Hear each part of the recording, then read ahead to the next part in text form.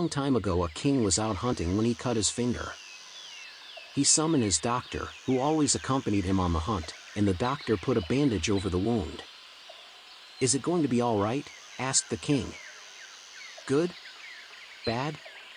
Who knows?" replied the doctor, and they carried on hunting. By the time they had returned to the palace, the wound had become infected, and so the king summoned his doctor again. The doctor cleaned the wound, carefully applied some ointment, and then bandaged it. "Are you sure it's going to be okay?" asked the king, becoming concerned.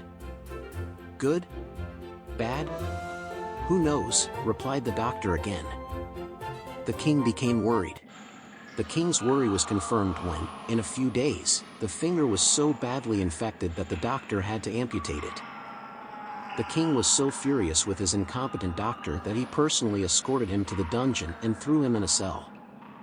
"Well, doctor, how do you like it, being in jail?" "Being in prison, sire." "Good? Bad? Who knows?" replied the doctor with a shrug of his shoulders.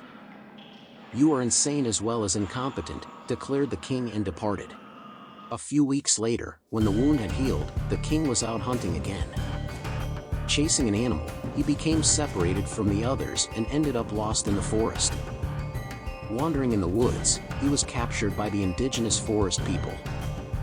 It was their holy day, and they had found a sacrifice for their jungle god.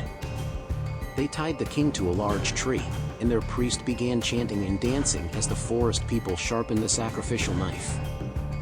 The priest took the blade and was about to cut the king's throat when he shouted, "Stop! This man has only 9 fingers.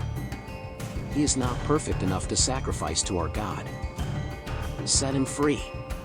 In a few days, the king found his way back to his palace and went straight to the dungeon to say thank you to the wise doctor. "I thought you were stupid saying all this good. Bad? Who knows? Nonsense. Now I know you were right. Losing my finger was good. It saved my life. But it was bad of me to lock you in jail. I'm sorry." "What do you mean, sire? Had you not put me in jail, I would have been there with you on the hunt, and I would have been captured too. And I have all my fingers." That was a story that shows you that when bad things, unfortunate things happen in our life, we really don't know whether they are good or bad. Sometimes, they turn out to be very good. Whatever happens in your life, don't try to judge them too much and get stuck at them.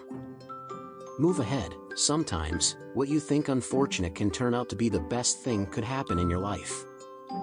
I have many personal stories relevant to this story. If wasn't born in a poor family, I will never be the person who I am today.